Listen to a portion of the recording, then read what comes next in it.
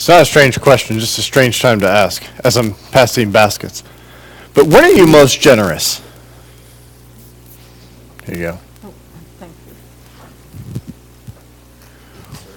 If you mean an amount, when I have it, When you have it, okay, that's fair. eventually, Thanks, Becca. Yeah, depend on other things going on. okay. So your generosity is circumstantial. There's nothing wrong with that, but I mean, that's what, I mean, if I have plenty, it's easy to say, oh, here's a need. I mean, there's ministries and things I would like to support that I don't have the money to. Okay. So if I get some extra in, it's real easy to say, okay, which one am I going to give to him? sure. But then there's other times when the Lord lays it on my heart to bless somebody. I wondered what you were doing at first. The Lord will lay it on my heart to bless somebody, and I don't necessarily have the extra, but I feel that impetus within, so I do it. Yeah, And then there are other times when things are just in between, but I see a need where somebody comes and asks me for help, sure. and then I'm going to do something. Yeah, that's great. Great word. Yeah.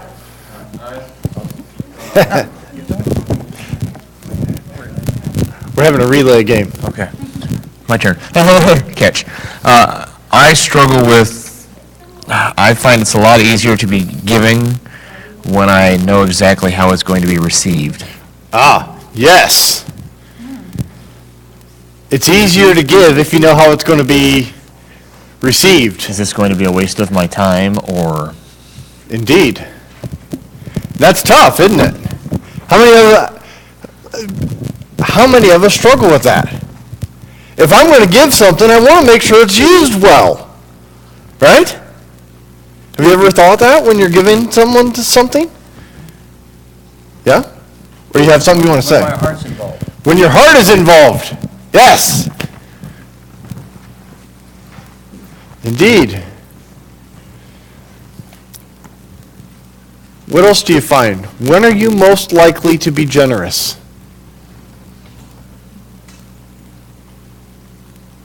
Feeling blessed, Okay, when you're feeling blessed. because I know I've given my last dollar before.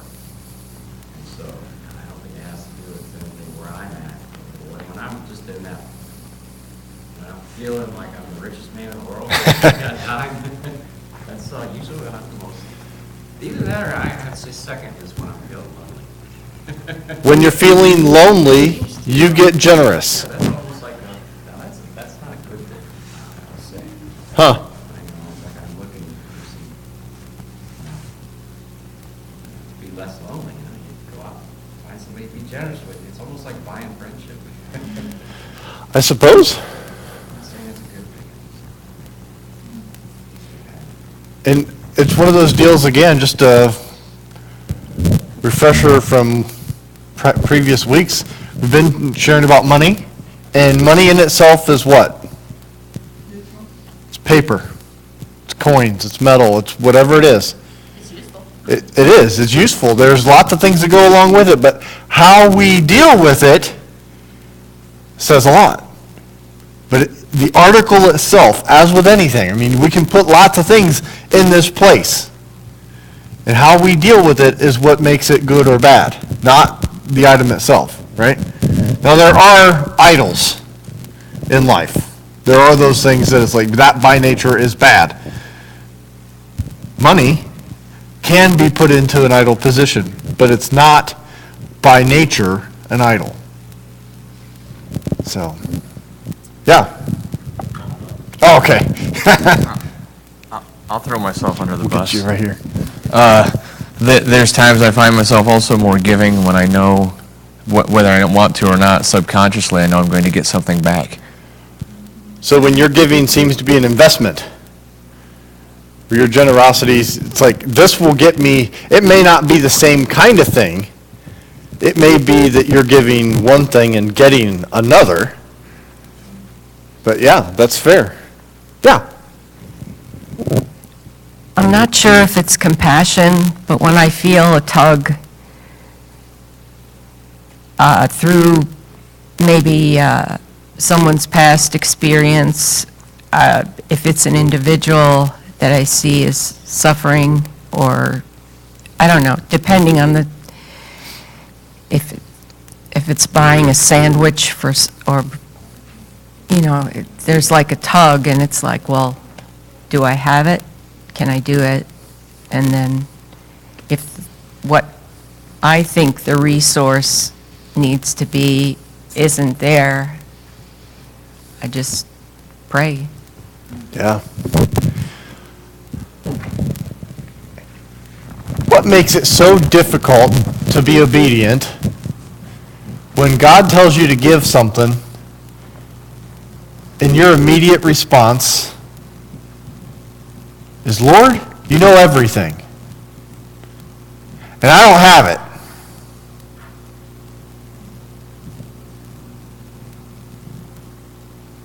How do we deal with that? Because has God ever asked you to give something you don't have? Or at least from our vantage point, we don't have it.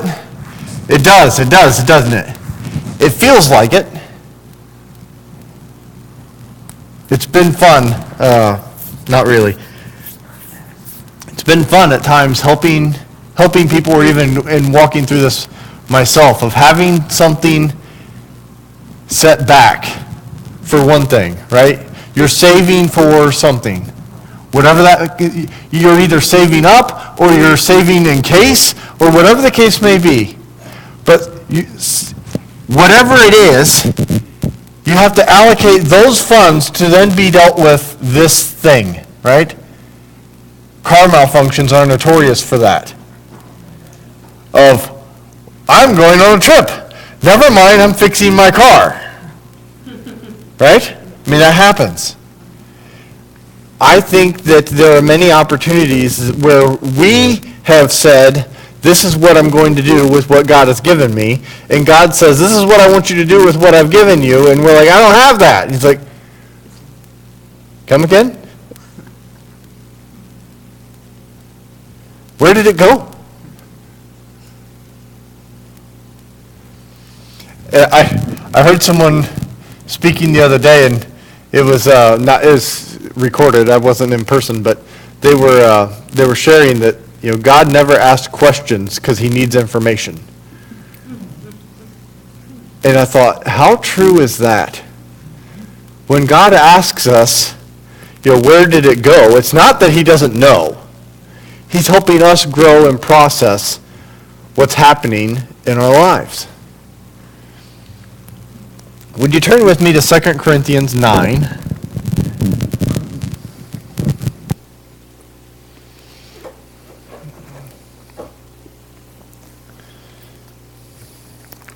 Second Corinthians 9.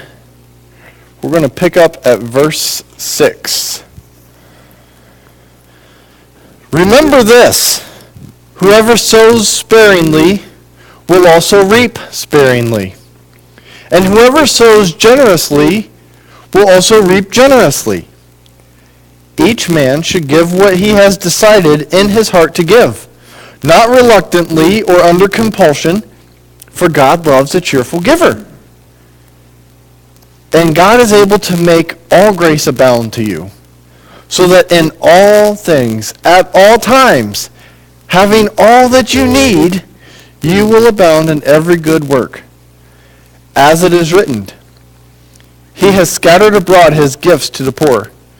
His righteousness endures forever.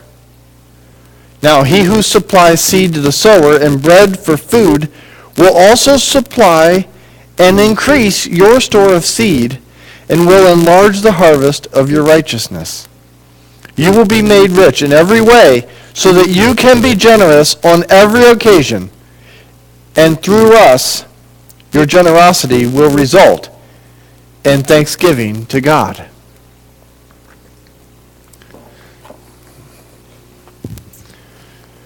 How are you sowing?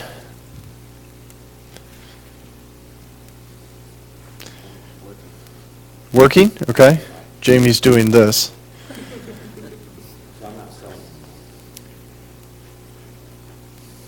You're not sowing in the way that you were. That's fair. A new needle. A new needle may be needed. We sow all the time, though. You're always sowing. You will always be sowing something.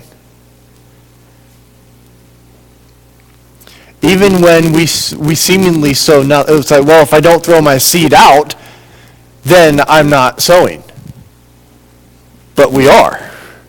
Have you ever used one of those hand spreaders that you pull the trigger to spread the seed? Just because you stop cranking doesn't mean the seed stops flowing, does it? It just, right? So that spot of grass is going to have a lot of grass. Right? Or if you're spreading salt or whatever it is you're spreading, you're going to have a lot of it right there. So, if that's the case, if you are spreading, if you are sowing, doing nothing, what do you think you're going to get out of that? You're going to get a harvest of doing more nothing. And that's tough. That's tough. How are you sowing? Just take a moment and reflect on some areas that we have opportunity to sow with. Okay? How are you sowing with your skills? With what, not with what God has given you, like, I can pay bills. I don't like paying bills, but I have that capacity, right? God has made you for something. And it wasn't to pay bills, believe it or not. We do this. Some of these things we do, but that's not what we're made for. What are you doing with the skills he's given you? Where people say to you, wow, I see God at work in your life because of that. Like, that's talent. That's special. Sometimes that is true. Sometimes we don't know what that is yet. How are you sowing of your time? How are you doing with that? What about your thoughts? Where we sow our thoughts are just thoughts, right? They can. They do. Thoughts lead to action, and they take time. And sometimes people don't think enough. They don't spend enough time thinking of what they're going to do, right? Or they don't think long enough of what they're going to say, and they blurt out something that's not helpful. And then there's others. I typically fall more in this category that we think things to death. And then we do nothing. So how are you doing with your time, with your thoughts? What about your emotions? You ever think about what your emotions are, like what that looks like as you sow your emotions?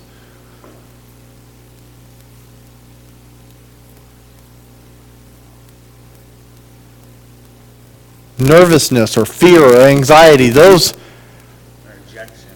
are rejection. That's another one. Those are strong seeds. And when we plant those things, they're like thistles. They'll grow anywhere. You can put those things in rock, and they're going to find a way to make it work. But faith, hope, joy, those seeds, man, it always seems to take so much work to get them to grow, doesn't it? It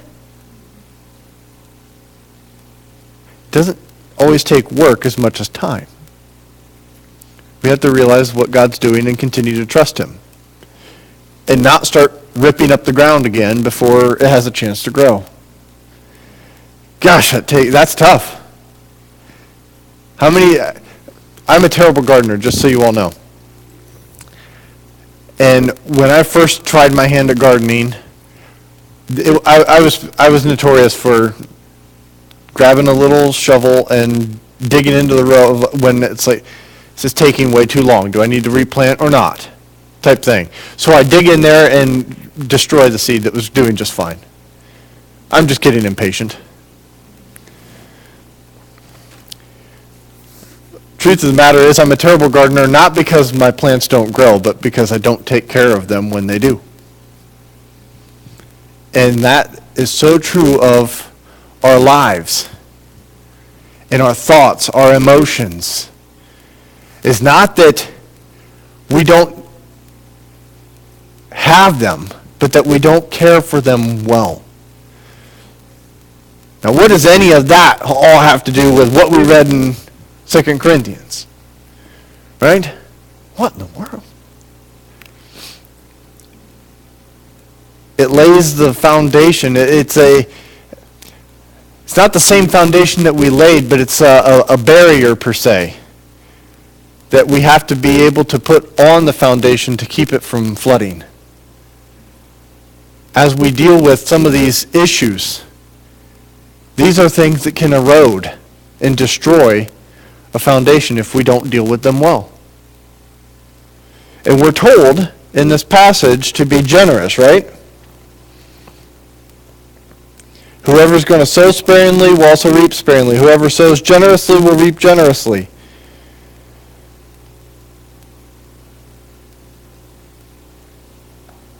When we begin to cling to what God gives us, and we sow we sow sparingly, you're only going to get a little bit out of it. It's all the more that can produce, because you've not sown much. Yeah. I was thinking about, I know on my, I might have muted it. Yep. I don't know. Check. There we go. I know on my journey finding Christ, I looked at, I've been spent a lot of time looking at how a lot of things I do are on selfish motivations. Uh-huh. And so I'd always been looking to where I'm being selfish, trying not to be selfish. But then I see opportunities where Jesus is actually telling me that to do things, it almost seems like I could be very selfish in that. You know, should I do this because of what he says I'll get? Is it okay to be a little bit selfish in that, or should I constantly try to do this for what, like for the person? It's so funny. It feels like I've been given the opportunity to be selfish when I see these things that he tells me to do, because he'll reward me. And if I do something for reward, I'm being selfish, and it really confuses me sometimes. How do we distinguish that? When God tells us to do something so generously, and you'll reap generously. I think it's okay even if we start from the wrong motive. If we sow so that we'll get, fine, because we're going to learn the law. And as we grow in that, we can move into sowing because that's what we want to do out of love. Yep. I listened to an evangelist years ago who grew up where all preachers he knew. Thank you. Listened to an evangelist who, when he grew up, all the preachers he knew were very poor. And most of them worked second jobs and were still very poor. And he got called to preach. And his response was, I don't want that. Yeah. And he finally, after arguing with the Lord over a number of months, said, okay, but I will answer your call to preach, but I will not get a second job. He said, I'm going to do everything in your name. If I starve, I'm going to starve publicly in your name, and if you bless me and I can provide for my family, you'll get all the glory for it. But he said he and his wife in the beginning gave to live so that the law of reaping and sowing would work, but then they grew to where they could live to give. Totally reversed it. Yeah, that's good. And, the other thing, I really think at the root of all of our struggles, if we're true believers, is we don't have total faith in God's love for us. I mean, he says in this passage, his grace is enough. He wants us to have enough to be able to bless everybody and do every good work. But we don't trust that. I mean, with my head, I can say yes.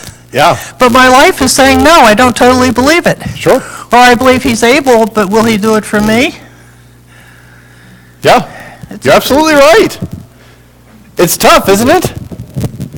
We reach these moments where we know the truth. God will provide. That's a true statement. And we're all even shaking our head now. Yep, truth right there. And then what? We encounter the opportunity to let God provide, and we snatch it right out of his hands. Just, no, I got this. And boy, do we. Sometimes we do that. Sometimes we can grow. We can grow out of that. How do you handle generosity with your money?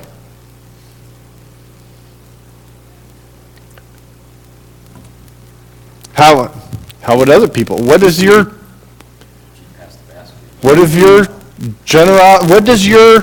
checkbook say about your generosity?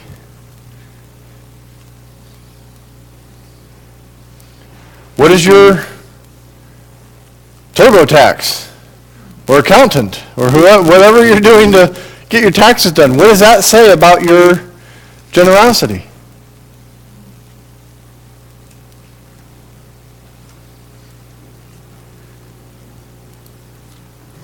This is the part that I really like about this passage, because I've been told you have to tell people what to give.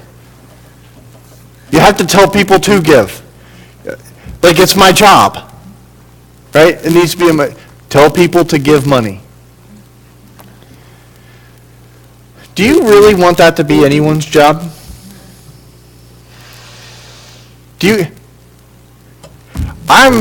I can't go there. I cannot be a religious bill collector. I mean, it's essentially what I feel as though that being part of my job would be. It's like, oh, I'm God's representative to extract taxes from you. It's not my job. And I'm not here to do that today.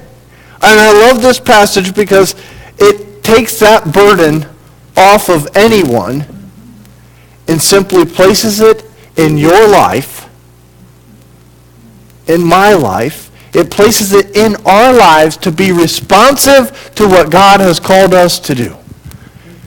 And that is so different from everything else we've learned, hasn't it?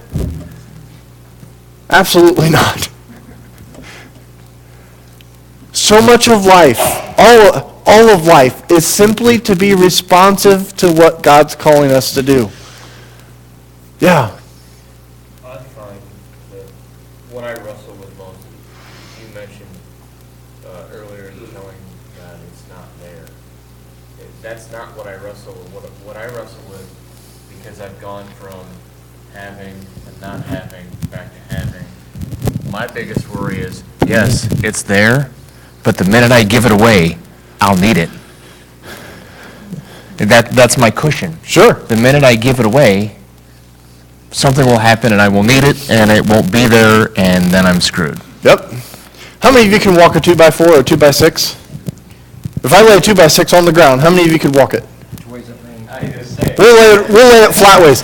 You've got 5.5 inches, or 5 3/4 inches maybe even, that you can walk. It's wider than your foot. Could you walk it? We'll give you a 2x10. That's really wide. Like you could stand like this on a 2x10. You could even do this.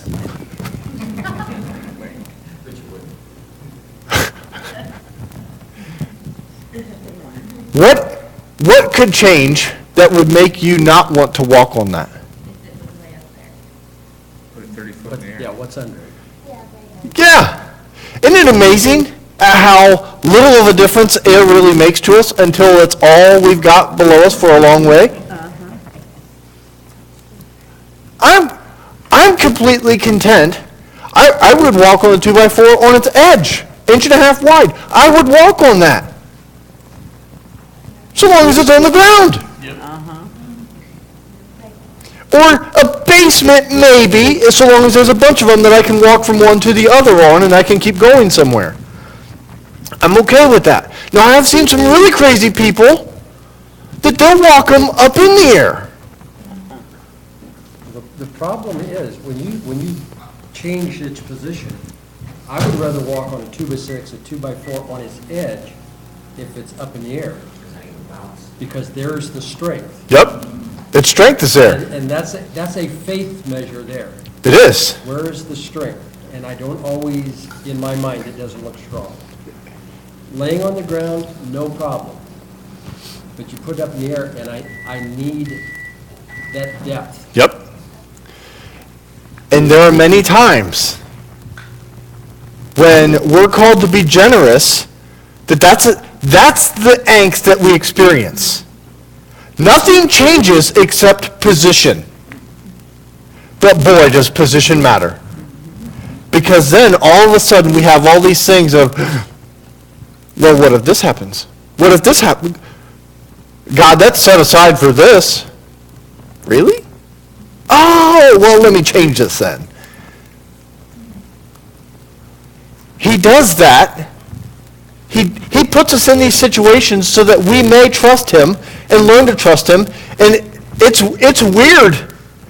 But there are people in our culture, and it's not just because they're tethered to a safety line. They walk these things with comfort because they've walked them so often. Teresa's grandpa was a steel worker, and he walked things that I would never walk. And he walked them, and he had his family walk them in a season of life where they weren't tethered the same way we would have to be tethered today. There was a season where these guys, not only did they live, but they thrived. I mean, it's like adventure work in this, that they got to go and do work where if the wind blew wrong, that was it.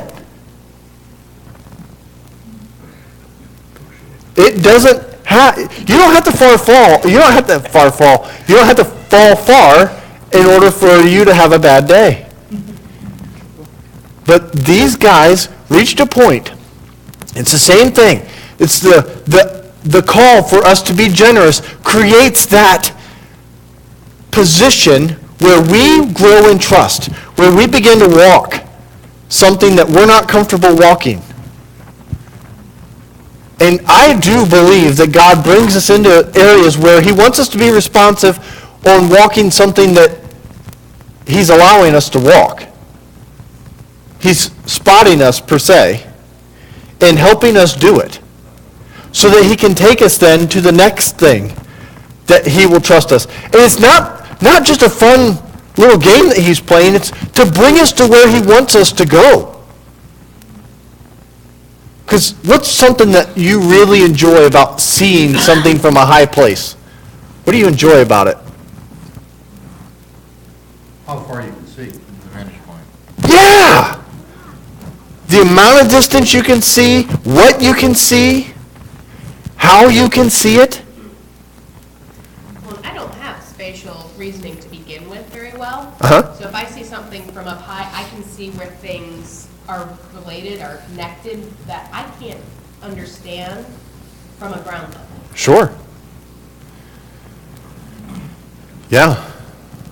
So as God calls us to be generous, as we're called to goodness gracious, to sow generously, as we're called to do that, realize that it is raising us up. It is putting some space between us and what brings us comfort. And it's not that he's not doing it to be mean. He's doing it to invite us into the life he's calling us to, which is a life of thriving, not surviving. okay? It's not going to be comfortable at first, okay? When we would lay steel on buildings, you put 2x4s and you space them 2 feet apart on rafters. Now, there's 4 feet between rafters, right? It's enough, it's not comfortable, but it's enough that I could do this and stand, right? So when the 2x4s go on, it's more comfortable because now there's more there. In reality, it just means you're going to get hurt more. I mean, you're just going to hurt worse at the end of this. But I reached a point, and maybe I shared this with some of you, but I reached a point that it's it's unsafe and more troubling to stay close to that stuff than it is to simply stand up and walk. And it's strange, but it really is the same as walking up a hill. When you get to that point that you trust not in who you are so much, but in what God has done in you, and trust that the material is going to do its job, then you can walk normally. And you reach a point, and many others in those fields do. They reach a point that it's normal. And they walk, you would not believe how some people walk on that stuff. And it's the same invitation that we have from God when he calls us to be generous, is not to change how we do what we do, but where we do it. And he invites us, the process in doing that is to be generous. It's to do things in a way that seems crazy. Right? How many of you have heard about tithing? Anyone? What's tithing? Rick, what's tithing? 10%. 10%. Anyone ever hear 10%? Now what is 10%? Take whatever you got, divide by 10. 1 out of 10. 1 out of 10, okay? That's right. 0.1 is 10%. Now, 10% of how much? Yes. Yes. 10% of everything. 10% of everything, okay. Before tax. Okay, so before taxes, that's always an argument that people get into of, do I take 10% of my net or 10% of my gross? Is it just 10% of what you make at your job? Or is it 10% of, oh, I did this little side thing, but that's on the side, right? That's what I was at, told, Is it just 10% of 10% of everything. your money? Oh, is it just 10% of your money? 10% of everything. 10% of everything. So if you grow 20 cucumbers, you have to give two cucumbers away? In one fashion or another. In one fashion or another, okay. Let's look at this quick, because we need to know where 10% comes from, right? Just be patient with me. Don't leave just because you get cranked off at tithing yet, okay? We're going to get somewhere.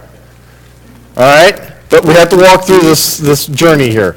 Deuteronomy 14. Not today.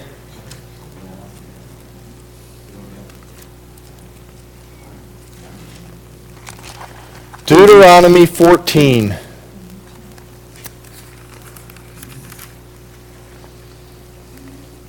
Now, there are multiple places where it's spoken of, this whole 10%, where people give.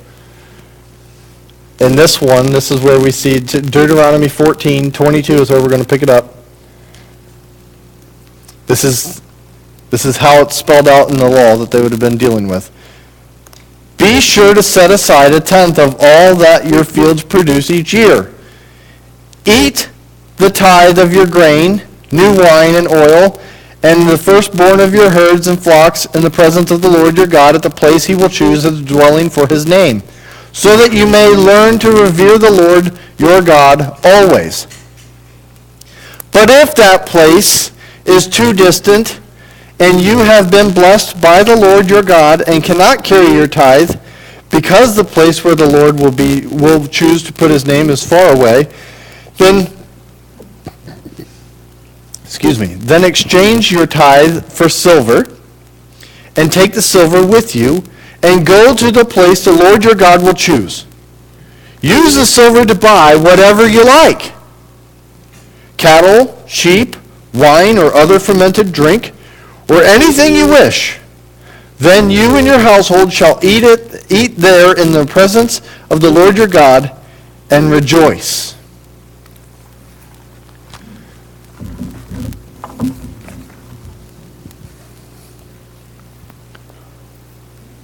This is a case where we see tithing as something not only that we participate in giving, but the people are called to participate in it.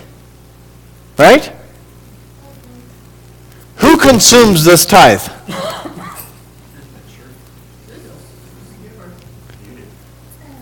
The giver does. Now that's weird, right? Because in many times that we see things like Melchizedek, Abraham and Melchizedek, he goes and he gives Melchizedek a lot of stuff. When you have a lot and you give 10%, how much is that? A lot. You guys are good. But it's easy to give $100. Sometimes it's, and there are loads and loads of things that we need to be watchful of what generous looks like, right? So just keep that in mind. But in this case, as we look at how it's spelled out here in Deuteronomy, what's the point? What's the point of giving 10% here? If it's too far away, he even brings it up as sell it, exchange it for silver, go to the place, and then buy whatever you like. Now, this is a dangerous passage to read for most Protestants. Did you know that? Because it's talking about buying wine and fermented drink as an acceptable practice. We don't struggle with that so much for the most part. But trust me, there are many other of our brothers and sisters, even within our tribe, that they have a big problem with wine and fermented drink. And I will say, if it causes you issue, you need to have a problem with it too. But know this as well, that it's not a problem for everyone. And that as we wrestle with what God invites us into, this is the one of the precedents that's set for God's people. That they're to give 10%, and then this is how they are to give it and what they are to do with it. What do we see out of this? What's it for? It keeps you focused on the fact that God's the supplier. Yeah? And to give, to help others. That's a really big point. It is. It's a big deal. We're helping someone else give their 10% for their time. Okay? How? Well, because if we get to buy, the silver to buy, then we're helping them have something to give. Okay. So commerce in this case generates the ability for someone else to give as well. Okay? Well, I think the danger is whenever we make anything a legalistic binding, this is the way you do it, Mm-hmm. because God is in control. And when God says, give this, you give it. And when God says, hold on to that for another time, you hold on to it for another time. Yep. But it's God's in control. Yep. And we don't say, well, I've decided to hold on to this for another time. God, I have a better plan for this. I mean, when we say, we're never going to tell God that, are we? Not out loud. Not in that fashion. Not purposely. But basically, anytime we say, but God, it's more or less we're saying, I know better how to deal with this than you do, God.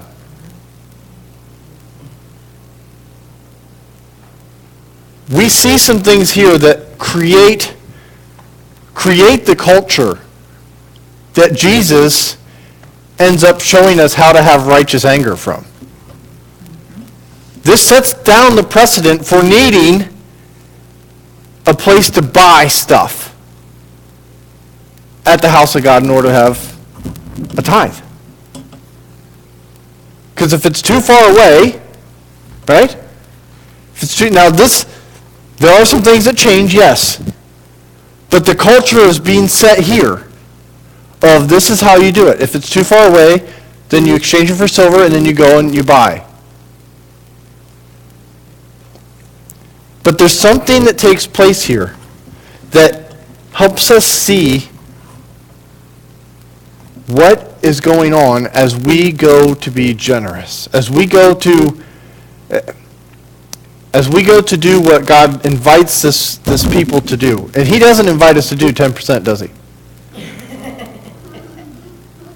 It isn't Deuteronomy. Who's Deuteronomy 2?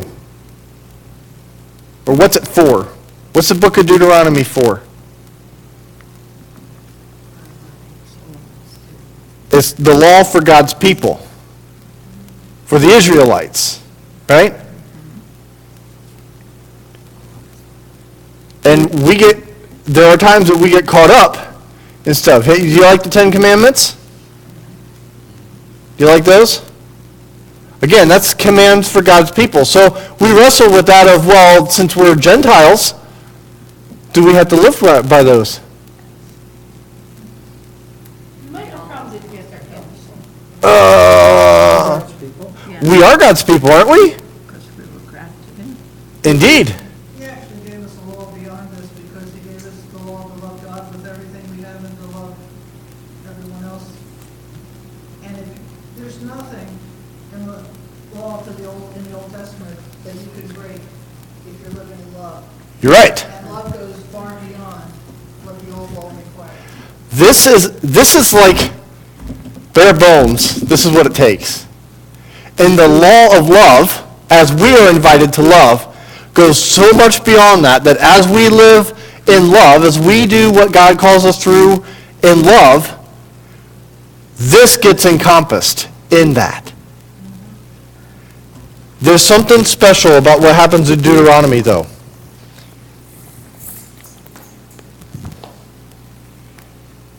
Exchange it, use the silver to buy whatever you like. Then you and your household shall eat it there in the presence of the Lord your God and rejoice. What's being done here? It is the celebration. And who's it with? God. It is with God. How did things start in Genesis? With God. He made Adam and he made Eve. And what did he want to do with them? He wanted to hang out with them. Tithing, at the base, is a way for us to connect with God through a generous spirit. Now we hear in 2 Corinthians from be generous, right? Be a cheerful giver. It's no one's job to tell you how much you give. God will place a yearning in your heart for generosity, and you need to be generous. What generosity looks like? I don't know. I can't give you a formula for that because as we go with a formula, that messes the whole thing up. It messes it all up. Accountants love formulas, right? Especially this time of year. Put it all on a spreadsheet, it spits out numbers, and boom, you're done. But as we see this is an opportunity. Deuteronomy gives us an opportunity to fellowship with God in a way that otherwise we would not. Let's look at Leviticus for a second. Another great fun book to read if you're bored. God is on his numbers. Oh, come on now. Oh, I'm sorry, Leviticus 27. I'm flipping there. I can't believe you guys couldn't find it. I love that. Well, you didn't tell us. Leviticus 27. We're going to look at verse 30.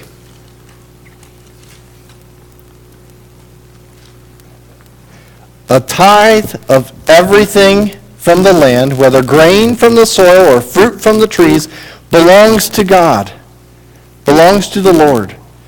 It is holy to the Lord.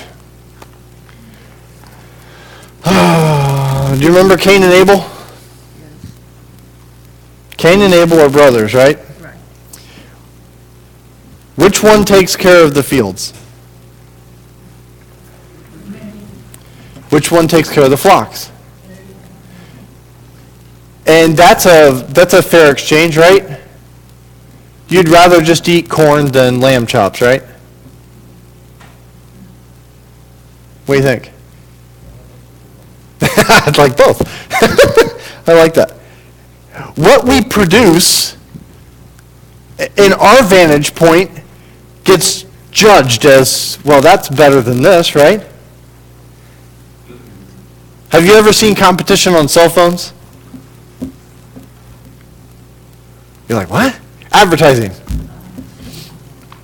Have you ever, is there any advertising, is there any competition on cell phones right now?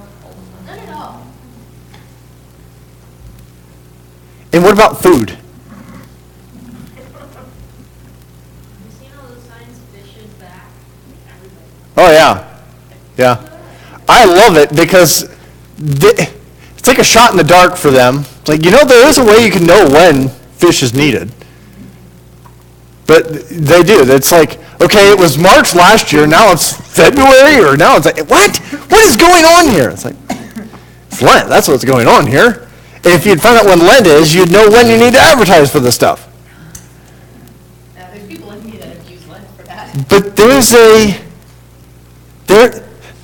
there's a difference. We make stark contrast with what's being produced. What's going on? What has value then, right? Now, a good phone may have some value until you're hungry. You could use it to find a restaurant, that's true, but if you're stuck in the middle of the woods and you've got a can of fruit or a phone, which one are you going to eat? Eat the food, break the phone, use it as a compass to get yourself out of the woods and find some people. So something only has value when it has value. I know that seems like a very, very simple statement, but when we're called to be generous, we have to look at all that God has given us and be generous with it. Because some things are going to have more valuable at different times than others, right? When when the urgency rises, the thing to fix that urgency, it seemingly becomes more important or of higher value. So that's why the stuff we see in Leviticus, the stuff we see in Deuteronomy, when we begin to go with a formula and say, this is what we have to do, that's why it becomes more of an issue for us. And it's why I would invite us all to just wrestle with, what's God calling you to do with everything you've got in any circumstance? Because God only allows us, He only calls us to be generous when things are good, right?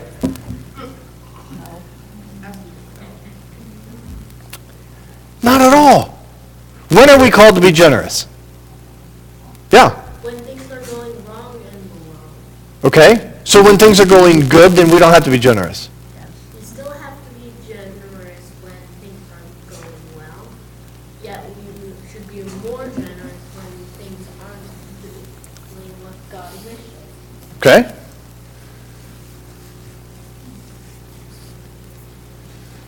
Well, we have two instances then, right? What other instances do we have to be generous in? I mean, we got to figure this out. So we need a plan here, right? Weren't they really generous? Yep. There are many ways that we could approach this, of figuring out when to be generous, right? We could create a punch list. In this situation, in this situation, in this situation, in this situation, in this situation. And then we could go, okay, in all these situations, here's the magic number. Right? like our tax code, hang on one second, Jason. Our tax code has all sorts of weird things in it. I mean, goodness gracious, weird. But they have this like fluctuating scale of how much tax you have to pay based on how much you made. So we could do the same thing with our generosity spreadsheet. Based on how much we have at any given point and how much we're valuing it at, then we could configure how well we have to be generous and when and to who and all that fun stuff. Are you getting a headache yet? Does it sound ridiculous? That's not the invitation we have.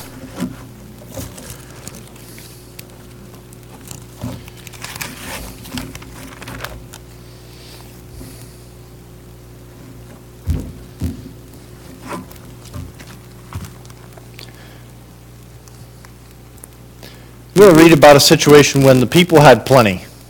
Okay?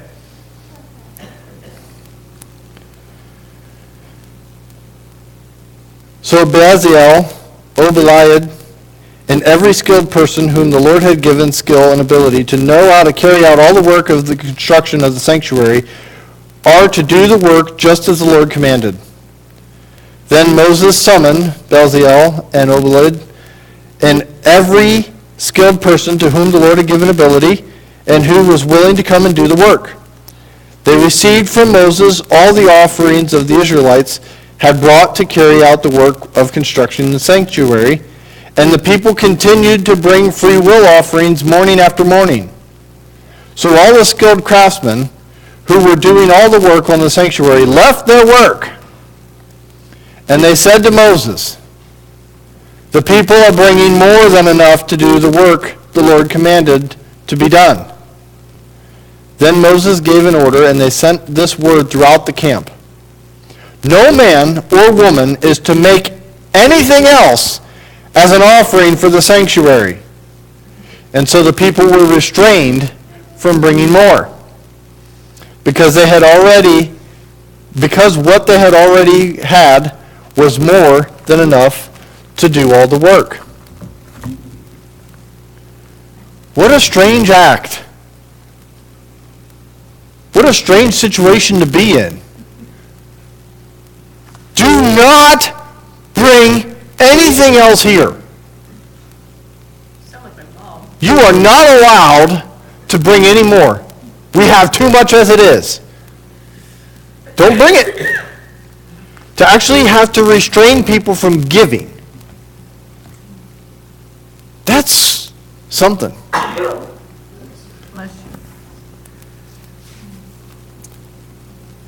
God gives us, and I believe that He gives us more than enough to do what He calls us to do. We may not always see it.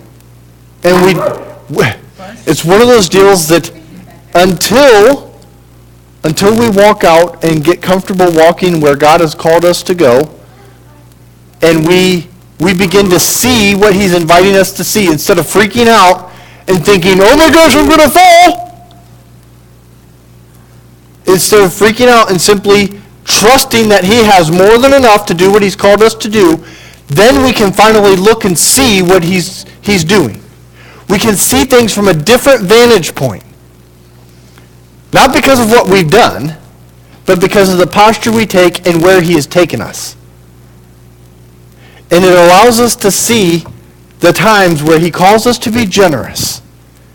And when it's an opportunity as we see, "Lord, I don't have what you're calling me to give." He's like, "Yeah, you do. You got it. It's unconventional. It may not be the same thing you thought it was, but you got this. I gave it to you.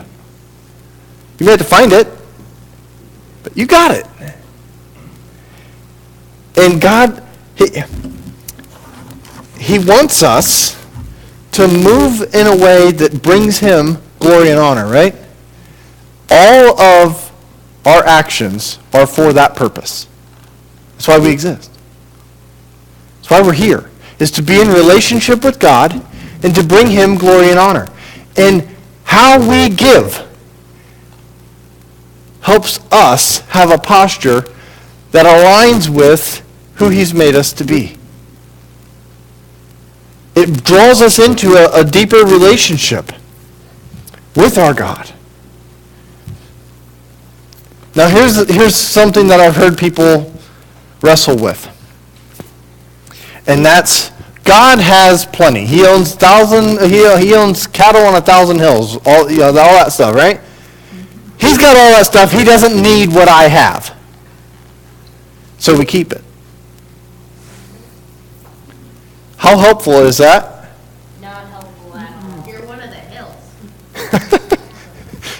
You're part of the hill. I like that. Who gets hurt in that manner? Does God have this? You do because you're robbing God. Yeah. Because you're robbing God. Who else are you robbing? Yourself. Yeah. Can God provide in a situation where disobedience happens?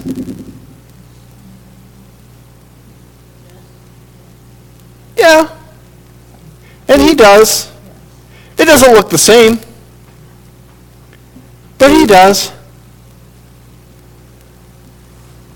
And we get invited into situations to do things, and God, he knows how we'll respond. And he's bringing about a chance for us to grow in who we are, and an opportunity to challenge our comfort zone. Challenge what we're cool with. Challenge what we're willing to do as it is, but grow from there. Rick sent me a couple pictures. I was going to send them to Jamie, but I forgot. So I got to pull them up here. I'm not going to be able to show them to you, but I want to read what they say. I got to find you, Rick. Where did you go? No, you can tell me what they are. Yeah. Rick is amazing in his tech savviness. Yeah, right. He took a picture and sent it to me, and I appreciate this. I really do. I'm not picking on you, Rick, but it's not something I can just whip to you quick. So, the purpose, this is from, this looks like this is from the area of Melchizedek with Abram. The purpose of tithing is to secure not the tithe, but the tither. Not the gift, but the giver. Not the possession, but the possessor. Not your money, but you for God. When God calls us to give, when he calls us to sow generously, he doesn't need our money. He doesn't need whatever he's asking us to give, as though he couldn't pull it off himself. I mean, for heaven's sakes, he spoke this all into existence. He can do this. But he wants you. He wants us to be with him, to participate in this life. He wants us to be involved in his work, in what he's doing. And our posture toward God as we deal with our generosity is what's important. It's not about what you do or how much you do or how much you give or anything like that. It doesn't matter. It's about your posture. Are you submitting and being responsive to what God's calling you to? Or are you resisting and being a little turd? God wants you to be responsive. He wants us all to be responsive. Yeah. And this is the first church I've ever been a part of. So this is my first experience ever tithing in my whole life. And except for the beginning of getting sober, it was $1 in the basket.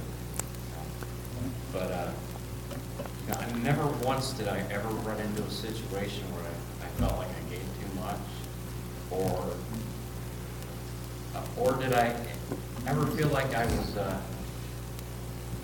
giving too much, and then now I can't afford it.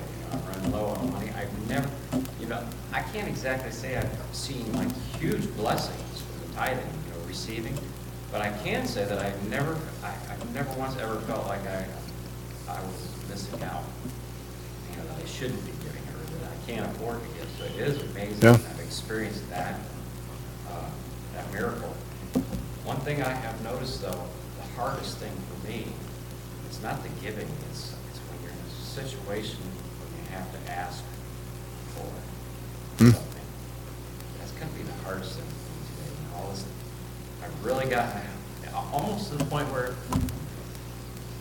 and I don't know if it's the tithing that's really put me through it, because I've gotten to the point where I'm gonna put my last dollar in there, because I wanna show the faith that, you know, that's my last dollar and I trust him. But then I get to the point where I don't have that dollar and I'm being too prideful and selfish and thinking, I need help. And I can't ask for help. And that tithing is out there for me. The Lord, He's set me up with it. That's why it's there. And I'm too proud to ask for help. And I'm suffering. It's got to be harder than tithing.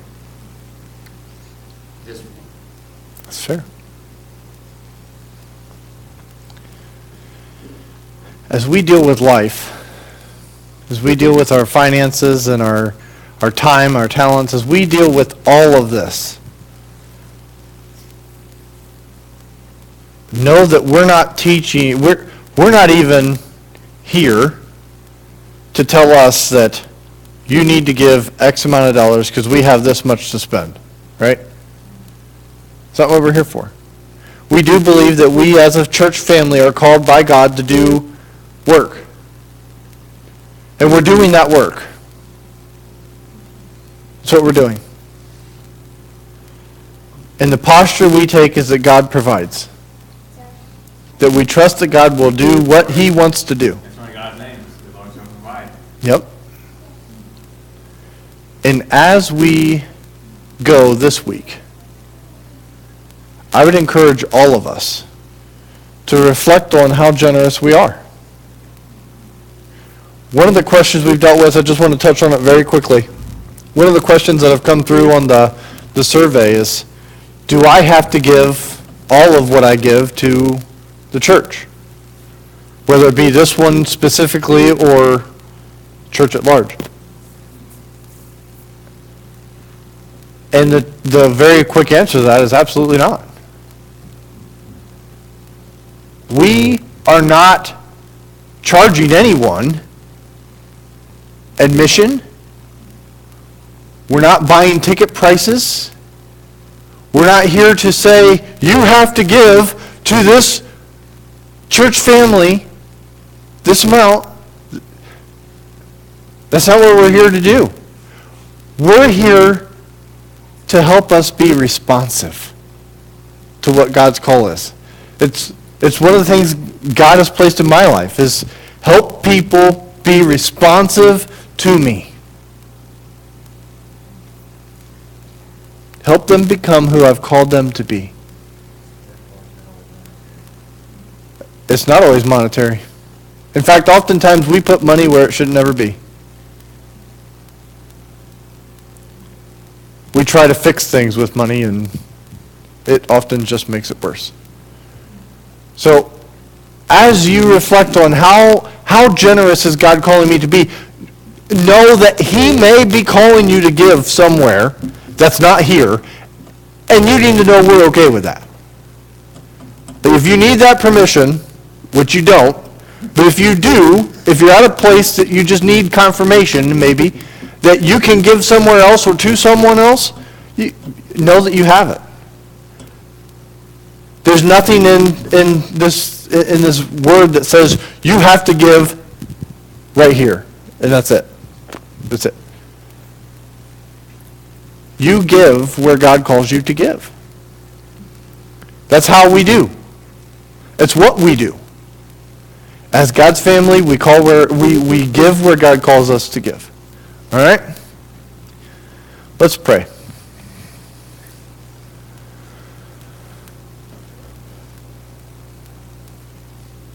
Lord, we thank you for all that you do give us. For your provision is great.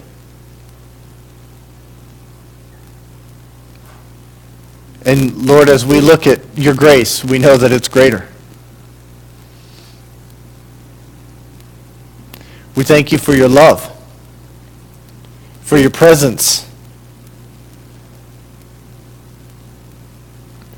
Lord, we thank you that you love us so dearly. You want to spend time with us.